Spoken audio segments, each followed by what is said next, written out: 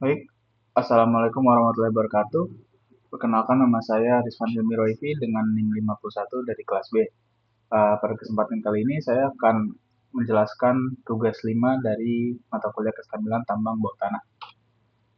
Jadi ada 3 konten yang disediakan pada hari ini. Yang pertama konsep tegangan, yang kedua konsep dari rumus Kirch, yang ketiga metode pengukuran tegangan in situ.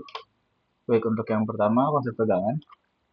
Jadi tegangan in situ itu berasal dari kata insight yang berarti di lapangan. Sehingga tegangan in situ memiliki pengertian sebagai tegangan alamiah yang terdapat pada massa batuan di lapangan. Tegangan in situ dalam pertambangan mengacu pada gaya yang bekerja pada batuan di lokasi tambang sebelum dilakukan aktivitas penambangan. Lalu ada tegangan natural yang merupakan tegangan alami atau natural stress yang merujuk pada tegangan yang terdapat dalam massa batuan sebelum adanya interferensi seperti penggalian ataupun ekskavasi. Lalu ada tegangan terinduksi yang merupakan tegangan yang terjadi jika sebuah lubang bukaan bawah tanah dibuat pada massa batuan. Lalu ada jenis-jenis dari tegangan alami. Untuk yang pertama ada tegangan vertikal yang merupakan tegangan normal pada bidang horizontal pada kedalaman Z sama dengan berat seluruh material padat plus air per satuan luas. Jadi cara mencari tegangan vertikal ini cukup mudah, yaitu dengan rumus berikut, yang dimana rumusnya hanya mengalihkan densitas dengan gravitasi dan kedalaman lubang, seperti itu. Lalu ada tegangan horizontal yang merupakan tegangan yang dipengaruhi oleh tegangan vertikal serta rasio antara tegangan horizontal dan vertikal disimbolkan K. Jadi cara menghitung tegangan horizontal ini juga cukup mudah, akan tetapi tegangan horizontal ini eh, harus mendapatkan hasil dari tegangan vertikalnya terlebih dahulu, yang nanti akan dikalikan oleh K. K itu merupakan rumus dari Poisson rasio dibagi 1 minus Poisson rasio, seperti itu. Selanjutnya ada tegangan gravitasi, yang merupakan tegangan yang terjadi akibat adanya gaya gravitasi bumi. Jadi tegangan gravitasi ini sering juga dikenali dengan tegangan vertikal atau vertikal stress yang tadi, sama saja. Lalu ada tegangan tektonik, yang merupakan tegangan yang terjadi akibat geseran-geseran pada kulit bumi yang terjadi pada waktu yang lalu sampai saat ini. Lalu ada tegangan sisa, yang merupakan tegangan yang masih tersisa, walaupun penyebab tegangan tersebut sudah hilang yang berupa panas atau pembekakan di kulit bumi. Lalu yang bagian kedua, konsep dari rumus Kirch. Baik, yang pertama ada tegangan radial. Jadi tegangan radial ini merupakan tegangan yang bekerja secara radial dari pusat keluar pada suatu elemen atau titik dalam massa tanah atau batuan. Dalam konteks rongga atau terowongan, tegangan ini berfungsi untuk menggambarkan bagaimana tekanan dari luar seperti beban tanah di atas mempengaruhi dinding rongga. Jadi tegangan radial ini dihasilkan dari tegangan yang bagian X. Kalau di grafik itu ada sumbu Y dan sumbu X. Nantinya eh, tegangan radial ini itu akan bekerja di terowongan yang dimana nantinya tegangan Y dan X ini nanti akan eh, diputar, dirotasi sehingga eh, tegangan yang X ini atau sigma X ini nanti akan menjadi sigma X aksen yang merupakan sama dengan sigma dari radial itu sendiri atau tegangan radial itu sendiri. Di mana di sumbu ini bisa dilihat yang tadinya kotak seperti ini yang merupakan sumbu Y dan sumbu X nantinya akan dirotasi menjadi uh, sigma X aksen dan sigma Y aksen. Seperti itu. Lalu ada tegangan tangensial yang merupakan tegangan yang bekerja sejajar dengan permukaan elemen, yaitu dalam arah keliling rongga. Yang tegangan ini berfungsi untuk menggambarkan gaya geser yang terjadi di sekitar dinding rongga akibat redistribusi tegangan setelah penggalian. Jadi sama saja dengan yang tadi, untuk tegangan tangensial ini adalah konversi dari tegangan Y yang dirotasi seperti tegangan radial tadi. Untuk tegangan tangensial ini dari sumbu Y dirotasi maka akan menghasilkan sigma Y aksen yang merupakan sigma tangensial atau tegangan dari tangensial itu sendiri. Lalu ada uh, pengaplikasian rumus Kirch terhadap redistribusi terowongan di bawah, Jadi konsepnya yang awal di bawah tanah itu tegangannya normal seperti ini sebelum adanya terowongan. Lalu setelah ada terowongan, maka tegangan dalam terowongan itu nantinya akan terdistribusi ataupun teralihkan. Jadi mereka akan menggeser-geser menggeser-geser yang nantinya tegangan di sini dan di sini itu beda. Jadinya misalkan kita menggunakan permisalan, misalkan tegangan di sini 13, di sini 13, di sini 13 MPa. Nah, maka di sini itu tegangan akan beda.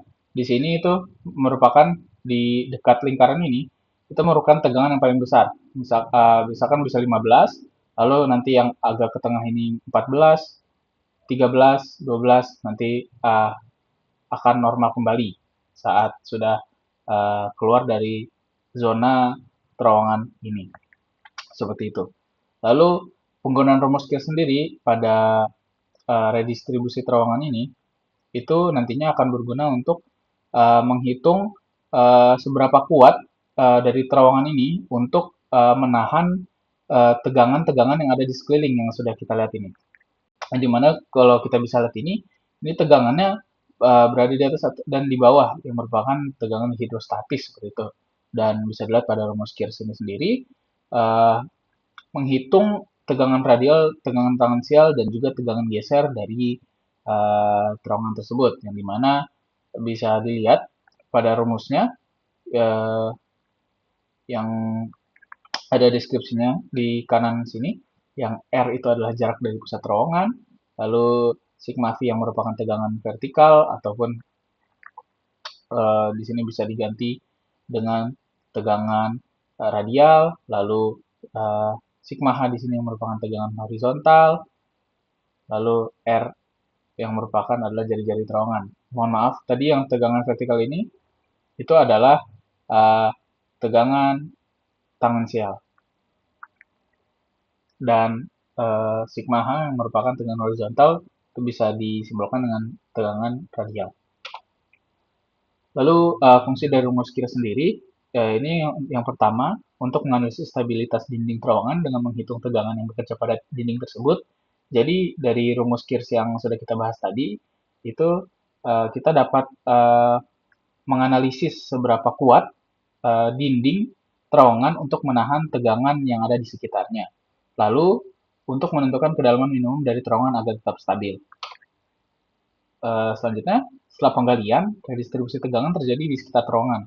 Tegangan yang awalnya seimbang akan berubah, dan rumus Kirch ini membantu dalam memahami bagaimana redistribusi ini mempengaruhi kondisi geologi di sekitarnya.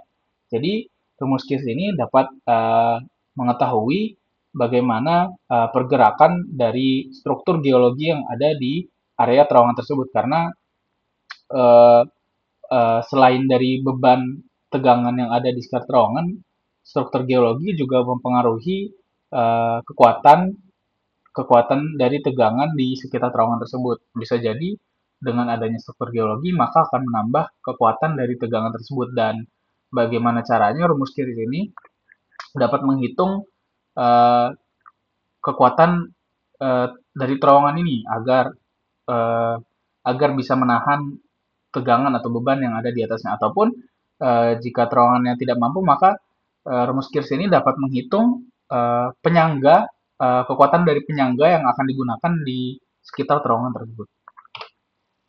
Lalu yang ketiga ada metode pengukuran tegangan in situ. Untuk yang pertama ada Rosette deformation. Jadi tujuan dari Rosette deformation ini untuk mengukur deformasi yang disebabkan variasi tegangan pada permukaan di dinding batuan. Yang dimana pada Rosette deformation ini tegangan bidang yaitu tegangan yang tegak lurus bidang pengukuran sama dengan 0.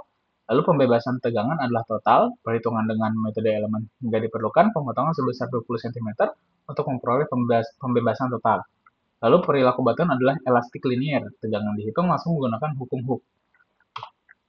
Lalu yang kedua ada flat jack. Jadi flat jack ini merupakan metode pengujian langsung dan in situ yang hanya membutuhkan pembuatan slot pada dinding. Hal ini dianggap tidak merusak karena kerusakan bersifat sementara dan mudah diperbaiki setelah pengujian. Pengujian flat jack dapat digunakan untuk masalah teknik, juga mengevaluasi struktur. di mana metode ini juga digunakan untuk menentukan in situ stress dan compressive strength.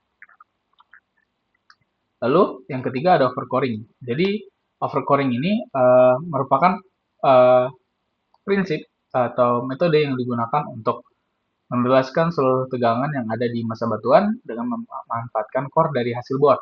Kemudian deformasi pada batuan yang disebabkan oleh pembebasan tegangan tersebut diukur dengan menggunakan sel yang berisi beberapa pasang strain gauge dengan diketahuinya karakteristik deformasi batuan dari uji laboratorium, maka keadaan tegangan di situ dalam batuan dapat dihitung.